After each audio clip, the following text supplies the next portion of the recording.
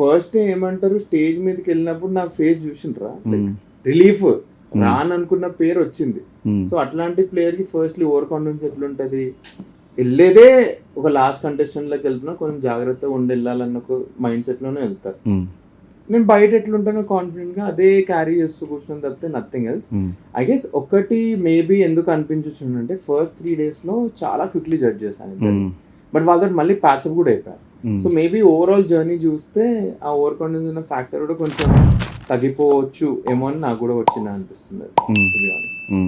So మీ over thinking వల్ల ఆర్ఎల్స్ మీరు ఓవర్గా అనలైజ్ చేయడం వల్ల లోపల కంటెస్టెంట్స్ కానీ గేమ్స్ కానీ ఈరోజు ఎలిమినేట్ అవడానికి అదే రీజన్ నేను ఓవర్ అయినా అంటున్నారు.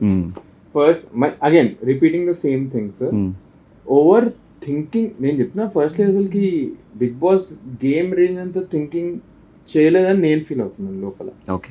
సెకండ్లీ కొన్ని సిచ్యువేషన్లో జనాలు అన్నారు లైక్ ఏమంటారు, మేబీ ఇక్కడ ఎక్కువ ఆలోచించాను. ఫర్ ఎగ్జాంపుల్ మాకు రాత్రంతా మేల్కొండే టాస్క్లో నేను షుగర్స్ దాచిపెట్టేద్దాం, టీ ఇది అనుకున్నాను.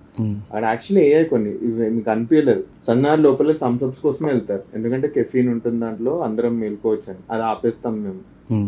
తర్వాత మేము అందరం మేల్కొని ఉన్నాం కదా, ఆ చాయ్ అందరు నిద్ర వస్తే ఆ చాయ్ షాట్ వేసుకుంటా షుగర్ బుక్కుంటూ కూర్చున్నాం.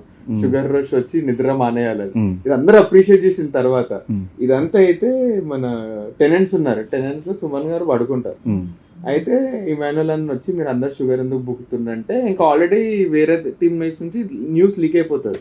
సరే వాళ్ళే లీక్ చేసింది ఇంకేంది, నేను చెప్పేస్తాను అరే షుగర్ బుక్కితే షుగర్ వస్తుంది నిద్ర రాదని. అందరు యూటిలైజ్ చేసింది ఈ ప్లాన్లు అన్ని by the way. So house కి ఇవి ప్లస్ అయినాయి. బయట జనాలకి అది ఓవర్ థింకింగ్ అనిపించాడు, బట్ హౌస్ అందరు యాక్చువల్లీ అప్రిషియేట్ చేసిన చిన్న చిన్న అన్ని.